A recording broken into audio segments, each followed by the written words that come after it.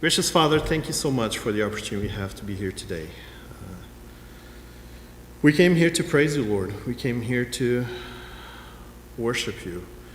We came here today, Father, because you have blessed us tremendously. You created us, you saved us. You have done everything that you could to bring us close to you. We came here, Lord, today to tell you that we need you more than ever. We came here, Father, because there are too many giants in our way, and we need to overcome. But we cannot do that without you. So here we are, Lord, this morning, praying that you may guide us through the next several minutes, that the message this morning may come from you, may touch our hearts, may be relevant for us, and may help us grow closer to you. Pray for those that can't be here today. You know their reasons. You know their challenges. You know the giants that they also face in their lives. I pray, Lord, that they may find in you the comfort they need, the encouragement, the strength, the answers that they need as well. I pray that you may be with each one of us. Remove all distractions that may come to our minds today and help us entirely focus in you for the next few minutes. In Jesus' name we pray. Amen. I like stories. I like biographies. When I was a kid, I was raised. Is there a microphone I could use?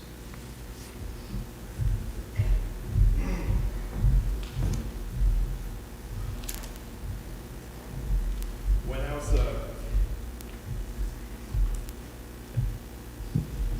Let's try again. When I was a kid, I was raised reading biographies, and I truly love to read the challenges that a person faces, and how that person can vanquish and can conquer so many challenges despite terrible odds. And to me, it was just very interesting. And that was one of the way my parents encouraged or put in my heart the desire to read books. I wasn't really much into book reading, but that helped, that process. Just by seeing the challenges of other people and how they overcome their challenges. And this morning I would like to talk to you about that. I like the story of the underdogs, the ones that have been defeated, at least according to everybody else. They have no chance. They're just there because they're just there, but they have no chance. And yet, they come on top. I remember February 1980. Fred, where are you, Fred? Where's Fred? See in the back? Rick, you probably know this. February 1980. Gerald, you remember what happened? Olympic Games. One of the greatest sports obsessed of all time. One of the most unbelievable things happened. Remember what I'm talking about? A movie was made out of this called Miracle. A week before that event, the U.S. hockey team made out of 12 amateur players went to play against the all-time Russian major, super highly trained team, and they were crushed in New York. So when they came to face Russian team again a week later during the Olympic Games, nobody believed that the U.S. could win. And at the end of the game, one of the reporters, he's just shouting to the microphone, "Do you believe in miracles? Do you believe in miracles?" Because the U.S. won that game 4-2. And then you have the story of Seabiscuit and how that poor horse, how that one horse overcome challenges and ended up winning so many races. Again, a movie was made out of that story, and I've watched that movie with my wife so many times, and it's just so inspiring. The underdog that comes on top. The one that it's not expected to win overcomes giants in their lives.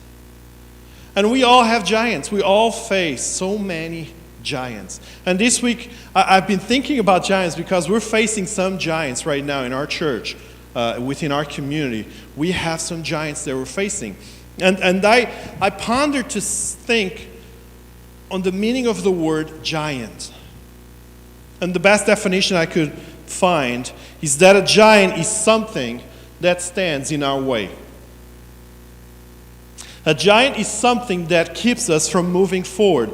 A giant is something that keeps us from living a life that God has called us to live.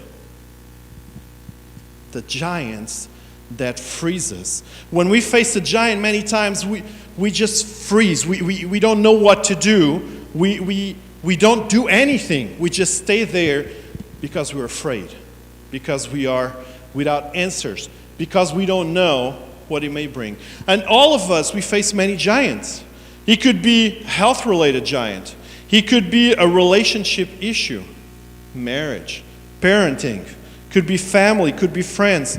A few years ago, and one day I'll tell you the story more in detail. A few years ago, my family, we faced a tremendous giant. When here in Canada, living in Kelowna, suddenly we received information from immigration that our request for permanent residency had been denied because my son was autistic. That was a challenge. There was a giant in our lives, and we didn't know what to do. But we overcome that giant, and today we're here, and we're permanent residents in Canada. I'll give you more details when my wife comes. I think it's an interesting story. We can face finances, and those can be big, huge giants. Have you thought about fear? Loneliness? Have you thought about self-doubt, insecurity, lack of confidence, or lack of belief in ourselves? All of those are giants. And we all have our own giants. We all, whether we like it or not, in our lives, we face giants. Some people face more than others. Some giants seem to be bigger than others, but we all face these giants. They paralyze us. They keep us on the sidelines. They keep us from moving forward. An interesting thing, many times, even within the church itself, we face those giants. Even within church, inside the church wall, we have challenges that keeps us from moving forward. I remember a few years ago, I moved to Kelowna, and I timed my move to Kelowna to coincide with a trip that the pastors from British Columbia were doing to Israel.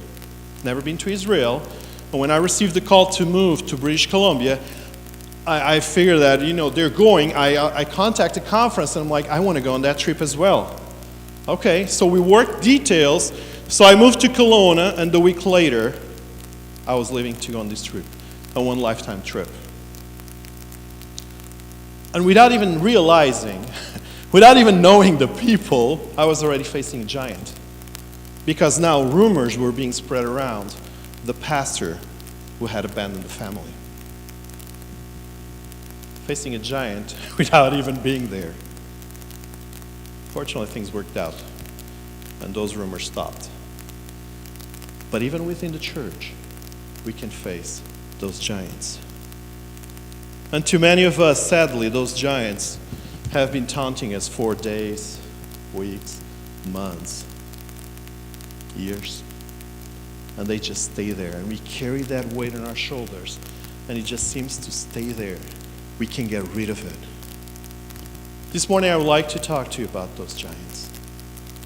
I'd like to find in the scripture ways to overcome those giants. How can we defeat those giants? That's the question I'm going to try to answer this morning. And I have Desmond's help to do that. We're going to do quite a bit of scripture reading this morning, so he's going to help me with that. So if you want to follow along, we're going to read 1 Samuel chapter 17. Desmond will do the reading, I'll do the talking after. So open your Bibles if you want, or it will be put on the screen. It's going to be 1 Samuel chapter 17. Desmond, please.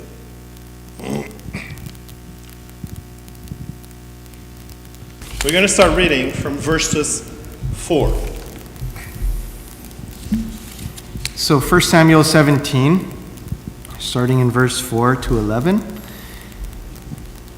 And a champion went out from the camp of the Philistines named Goliath from Gath, whose height was 6 cubits and a span.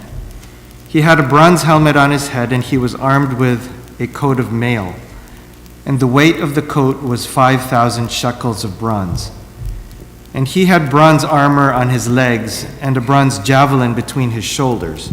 Now the staff of his spear was like a weaver's beam, and his iron spearhead weighed 600 shekels, and a shield bearer went before him. Then he stood and cried out to the armies of Israel and said to them, "Why have you come out to line up for battle? Am I not a Philistine, and you, the servants of Saul? Choose a man for yourselves, and let him come down to me. If he is able to fight with me and kill me, then we will be your servants.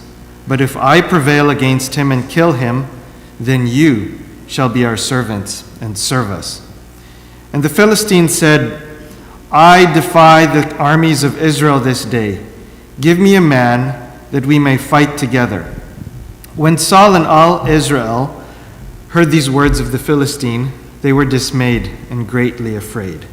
Thank you. Try to picture what is going on. Saul had been anointed king, and the first couple of years of his life, Saul engaged in fighting the armies of the nations that surrounded Israel. First few years, it was war after war, war after war. And now, try to picture, you have, on one side you have a hill, and there's the Philistine army camped there. There's a valley. On the other side, you have another hill, and then you have the Israelite army there. And that's how they used to do war back then. And then they would agree between themselves on a certain date. They would all come to the valley, and they would fight. Diplomacy by then had been used, failed. There was no more way to go around. A battle was coming. A battle was coming. Except that many times, kings, instead of promoting a big battle, especially if they believed that they had a trump card, instead of doing that, they would select a person, and that person would be what they considered the middleman, what the Hebrew translates as the in-between man, and that would represent that army and would defy the other army. That person was Goliath. And I'm sure the Philistine king had reason to believe that he could win that battle. So the idea was, instead of having both armies coming together, a lot of killing, and then the ones that would stay alive would be the victorious ones. Instead of having that, Goliath would fight with a champion from Israel, and who would win that battle would be the victorious army. Okay?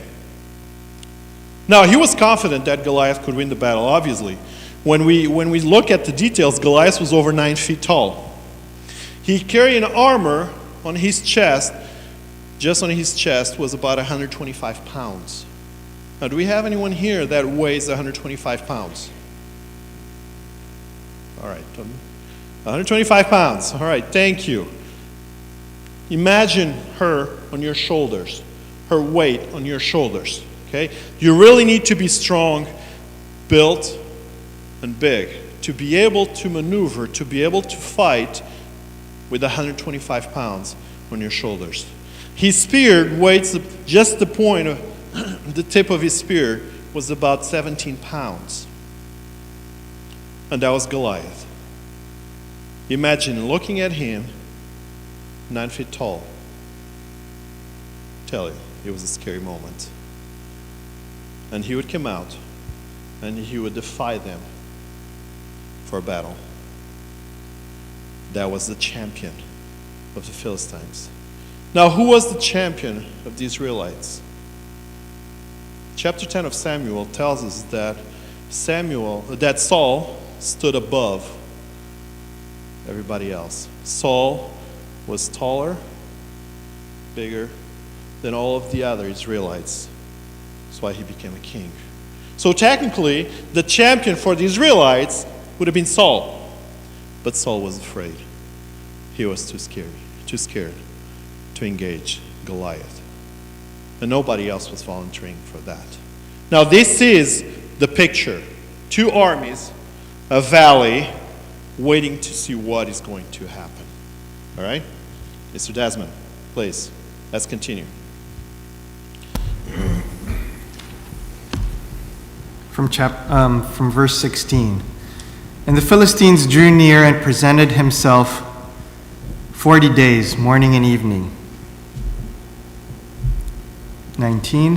Hang on just a second. 40 days. Have you ever stopped to think why 40 days?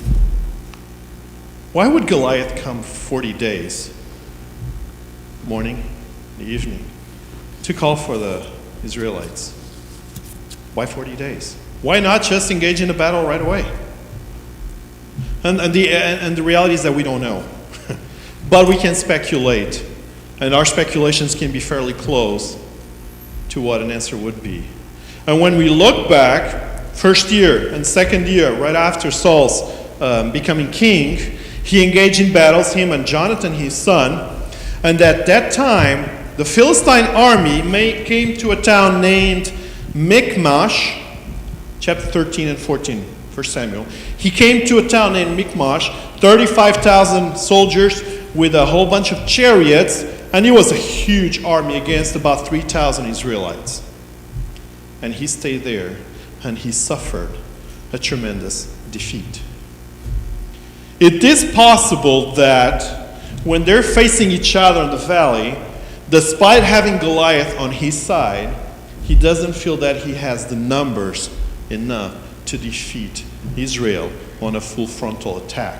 So he's trying to go around intimidating Israel, putting the fear in them, and therefore for 40 days he's asking for a champion from Israel, and he's showing Goliath in the hopes that either more people join his army or somebody finally comes from Israel and he can finish the battle without having to actually engage in the battle. Right? Verse 19. Now Saul and they and all the men of Israel were in the valley of Elah fighting the Philistines. So David rose early in the morning, left the sheep with the keeper, and took the things, and went as Jesse had commanded him. And he came to the camp as the army was going out to the fight, and shouting for the battle. For Israel and the Philistines had drawn up in battle array, army against army.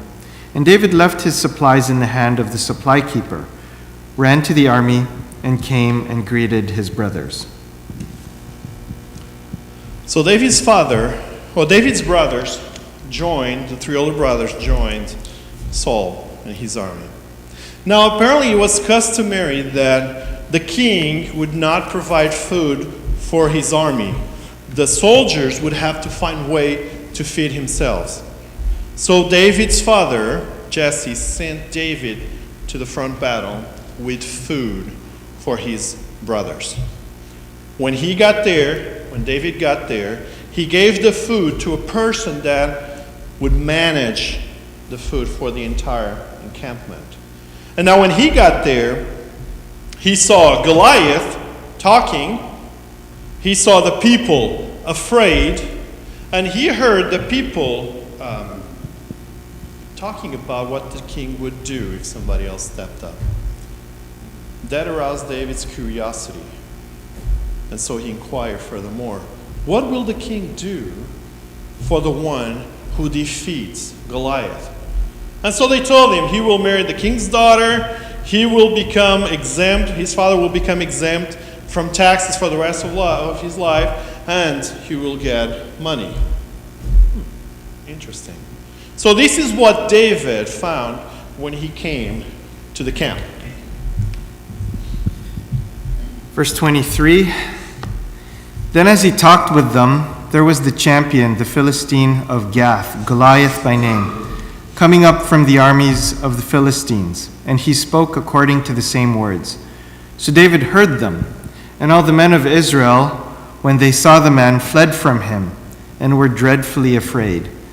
So the men of Israel said, "Have you seen this man who has come up? Surely he has come up to defy Israel. And it shall be that the man who kills him, the king will enrich with great riches, will give him his daughter, and give his father's house exemption from taxes in Israel." Then David spoke to the men who stood by him, saying, What shall be done for the man who kills this Philistine and takes away the reproach from Israel? For who is this uncircumcised Philistine that he should defy the armies of the living God? And the people answered him in this manner, saying, So shall it be done for the man who kills him. Now Eliab, his oldest brother, heard what he spoke to the men, and Eliab's anger was aroused against David, and he said, Why did you come down here? And with whom have you left those few sheep in the wilderness? I know your pride and the insolence of your heart, for you have come down to see the battle. And David said, What have I done now? Is there not a cause? Then he turned from him toward another and said the same thing, and these people answered him as the first ones did. So David is there. David inquired, what will he do? And now suddenly his own brother is questioning. Why are you here? Why are you asking these questions? His brother is upset with David. And his brother's comments is like placing David in his own place. Where are your sheep? You are shepherd. Where are they? Did you abandon them? What happened to them? That's where you should be, not here in the front battle. Why are you here questioning asking all these questions? Is it your pride? And David humbly and yet directively and assertively says, no. I have a good cause because that man is questioning the God of Israel. That's why I'm asking these questions. For 40 days, the army is standing there afraid. On verses, let me go back here and find that out. On verses 11, it says that they were dismayed. The literal translation for that is that they were broken to pieces with fear.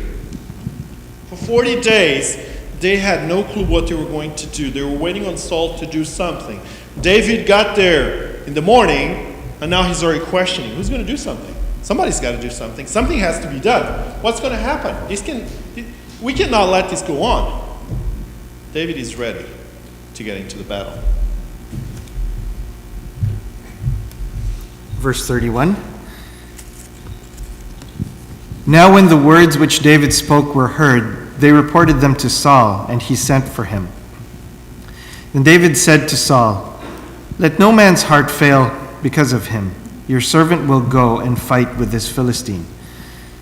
And Saul said to David, You are not able to go against this Philistine to fight with him, for you are a youth, and he is a man of war from his youth. But David said to Paul, Your servant used to keep his father's sheep, and when a lion or a bear came and took a lamb out of the flock, I went out after it and struck it and delivered the lamb from its mouth. And when it arose against me, I caught it by its beard and struck and killed it. Your servant has killed both lion and bear, and this uncircumcised Philistine will be like one of them, seeing he has defiled the armies of the living God. Moreover, David said, The Lord who delivered me from the paw of the lion and from the paw of the bear, he will deliver me from the hand of the Philistine. And Saul said to David, Go, and the Lord be with you. So Saul clothed David with his armor, and he put a bronze helmet on his head. He also clothed him with a coat of mail. David fastened his sword to his armor and tried to walk, for he had not tested them. And David said to Saul, I cannot walk with these, for I have not tested them. So David took them off. David is talking to the soldiers. And somehow David's words get to Saul. So now Saul calls David. Now remember, David's just a young boy, kid, right? He's a shepherd. Saul calls David. What are you talking about? Why are you saying all these things? And David says, something has got to be done. Somebody's got to go out and fight. I'll go out and fight with him. And Saul looks at him like, but you're just a kid. Why would you go out there and fight with him? And now David brings out his resume. I have done this. I faced the lion. I faced the bear. And in all those two occasions, God helped me defeat them. arguments like this, you can't really, go against that. And so Saul finally caves in and says, okay, that's fine. Go ahead. But take my armor. Take my sword. Now what Saul is trying to do is still place his trust on his own weapons. Saul is saying, okay, you want to go into the battle, you're going to die. So to avoid doing it so fast, to try to give you a slightest chance, then go ahead, put on my armor, put on my sword. Now David was a young man, small in stature. Saul was big and tall. Try to picture now David walking around with his armor. David was not ready to face the battle with someone else's weapons. So David said, no, I am not a soldier. I'm not used to wear an armor or a sword. I will go out with my own weapons and with the faith that I have that God will deliver Goliath to us. Verse 40. Then he took his staff in his hand, and he chose for himself 5 smooth stones from the brook, and put them in a shepherd's bag, in a pouch which he had, and his sling was in his hand. And he drew near the Philistine. So the Philistine came, and began drawing near to David. And the man who bore the shield went before him. And when the Philistine looked about and saw David, he disdained him, for he was only a youth, ruddy and good-looking. So the Philistine said to David, "Am I a dog that you come to me with sticks?" And the Philistine cursed David by his gods. And the Philistine said to David, "Come to me, and I will give your flesh to the birds of the air and the beasts of the field." Then David said to the Philistine, "You come to me with a sword, with a spear, and with a javelin, but I come to you in the name of the Lord of hosts, the God of the armies of Israel, whom you have defied. This day the Lord will deliver you into my hand, and I will strike you and take your head from you. And this day I will give the carcasses of the camp of the Philistines to the birds of the air and the wild beasts of the earth, that all the earth may know that there is a God in Israel. Then all this assembly shall know that the Lord does not save with sword and spear, for the battle is the Lord's, and he will give you into our hands." So it was when the Philistines arose and came and drew near to meet David, that David hurried and ran down toward the army to meet the Philistine. Then David put his hand in his bag and took out a stone, and he slung it and struck the Philistine in his forehead, so that the stone sank into his forehead, and he fell on his face to the earth. So David prevailed over the Philistine with a sling and a stone, and struck the Philistine and killed him. But there was no sword in the hand of David.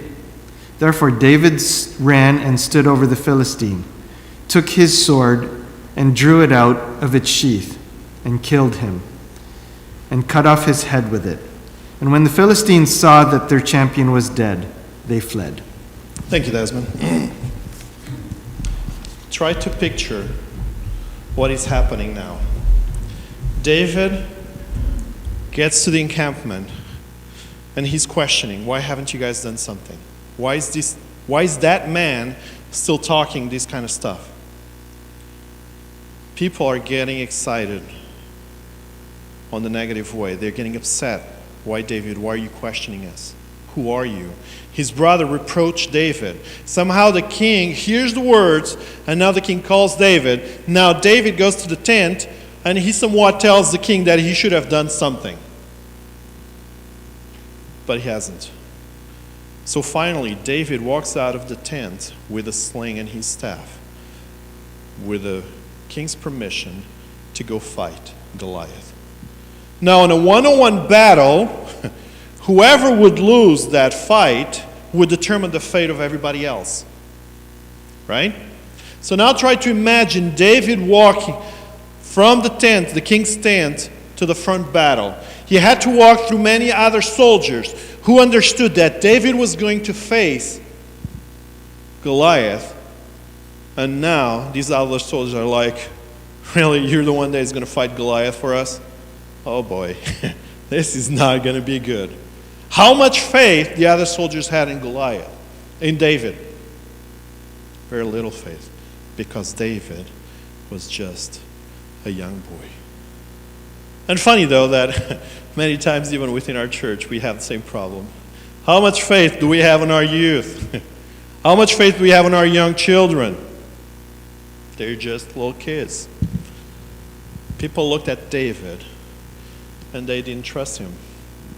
But he went, and now you have Goliath getting really upset because instead of sending him a man, a champion, they send him a young boy. Goliath feels upset with that. What, you think I'm a dog? You come to me with sticks and rocks? He's upset. The tension is building up. But as fast as he rises up, he goes down again. Because in just a few seconds, Goliath's laying down on the ground. And he's dead. And David, in that day, overcome a giant that for 40 days, the children of Israel, the army of Israel had been trying to overcome. And yet, they were not being capable of doing so. So what happened? What can we learn from this lesson? What happened there that can teach us how to overcome our giants? The first lesson that we can learn is that we must face them. We must face our giants. Whenever they come our way, sooner or later, we must face them. And the longer we wait, the bigger and bigger and bigger those giants seem to be. So we must face. 40 days, they waited. In one day, David got there and took care of it. 40 days, they avoid facing the giant. In one day, David got there and took care of it. We must face the giants. Was it easy? Obviously not. David had to face a few things as well. His fears. David had to face his fears. That was a big man. But David placed his trust on something bigger than his fears. He did not allow his fears to overcome him. He did not allow his fears to take over his mind. David placed his trust on the one that had helped him defeat the lion and the bear. But he had to face his fears. At the same time, David had to face the naysayers. When he got to the camp, he started asking questions. What happened? His brother, what are you doing here? You shouldn't do this. He went to the king, and the king is telling him, what are you doing here? You shouldn't be here. You're still a kid. You're just a boy. He imagined David's walk to the front battle with everybody probably telling him, don't go, we're going to die, don't go, we're going to die. You had to face the naysayers. Definition of naysayer is someone who systematically obstructs some action others want to take. David wanted to take action, and now the people for whom he was going to fight for are telling them, don't do it, don't go there, don't go there. But David's faith was not put on himself, but was in God himself. So he went. But before he went, he decided that he was going to face Goliath in his own way. He was not going to face Goliath with someone else's weapons. He was not going to face Goliath using someone else's skills. No, he's going to fight Goliath using his own weapons. David refused the armor and the Saul's weapons. Moses used his staff as his weapon.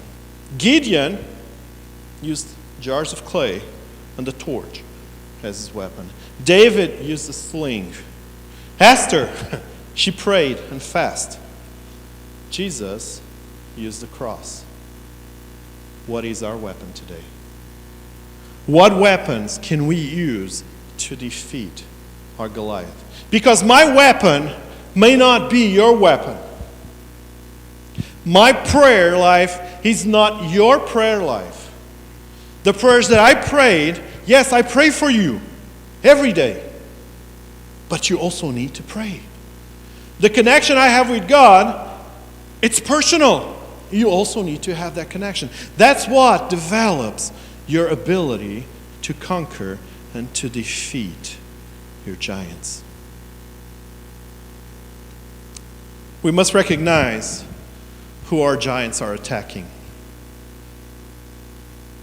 Was Goliath really fighting the army of Israel, or was it more behind the scenes that he couldn't see? David got there and he pinpointed right away what the problem was. He's not challenging the army. He's not challenging Saul. He's defying God himself.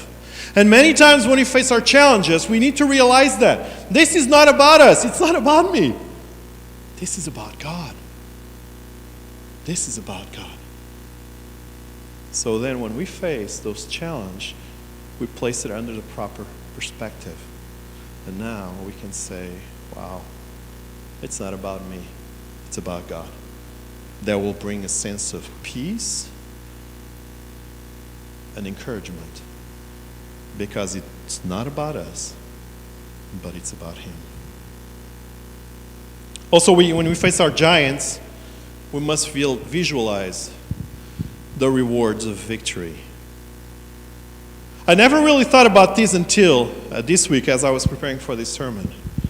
David heard what the king would give if he would defeat, or to the man who would defeat Goliath. He heard that, and that kind of opened his curiosity. So he inquired about that. He inquired about that. If we face our giants, we need to think about those rewards. On David's case, financial reward, position reward. But imagine for an alcoholic. He faces giants, and now the reward of living a life sober. Isn't that much better than the struggles that they have to face? Or imagine a person that is struggling with addictions, any other kinds of addictions. Now you must visualize how good it is to be addiction-free, to be free from those traps. Imagine somebody that is struggling with any kind of challenges. When they look forward to those rewards, not just the heavenly rewards, but even down here, peace of mind, the comfort, maybe a relationship that is reestablished. Those are rewards that we must look for when we face those giants. And finally, when we face our giants, just like David did, we need to face them knowing that we have a big, big God on our side. I mean, many times I go and I try to face the giants on my own. And I try to fight them with my knowledge. And I forget that right next to me, there's a God that created me. Right next to me, there's a God that can just snap his finger and take that giant away from me. And yet I rely upon myself. David taught me a lesson this week, relying upon God. When he went to face the giant, when he went to face Goliath, his faith was not on himself, on his ability to run faster than Goliath, being more agile, being more mobile, on his sling shot. His faith was not there. His faith was in God. The God that before had helped him defeat the lion and the bear. And sometimes we think, well, I can't place my faith in God because I haven't seen God work in my life. Maybe we feel that way. I haven't seen any evidence of God working in my life. Maybe we feel that way. Then look around. Maybe someone else's experience may help you. But when you go and face your giants, remember that there is a God who wants to help you overcome those giants. You are not alone. For 40 days, the children of Israel struggled with the big giant. But David trusted God. David understood that this was not a battle an earthly battle. This was a great controversy, cosmic battle. God was the one being defied right there. Okay, David understood that to fight that battle, he could not use conventional weapons. That was not the time for that. David understood that he had to rely on something greater, on something bigger. His trust, his faith had to be placed on God and on God's ability to help him go through those challenges. Beloved, this morning I want to encourage you to do the same.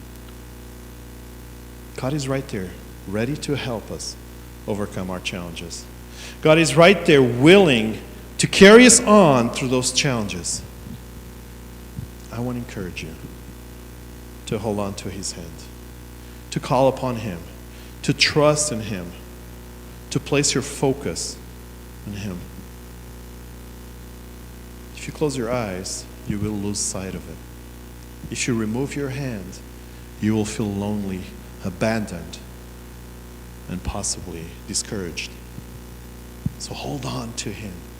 Let him carry you through those challenges. Ultimately, when you look at Christ, for 3.5 years, down here on earth, Christ fought for us. Down here on earth, for 3.5 years, Christ tried to show the world how to overcome the biggest giant. For 3.5 years, down here on earth, Christ tried to teach us that there's something more beyond what we can see. Christ tried to show us the rewards of a life with him. His weapon was the cross, but his victory was the resurrection. You may seem that we're losing our battles down here, but sometimes our victory is not to be earned down here, but up in heaven. So I encourage you to press on. Be faithful. Stick to God, because the reward will be great. If not down here, you will be up there. I would like to invite you to sing with us our final hymn, 290, 290.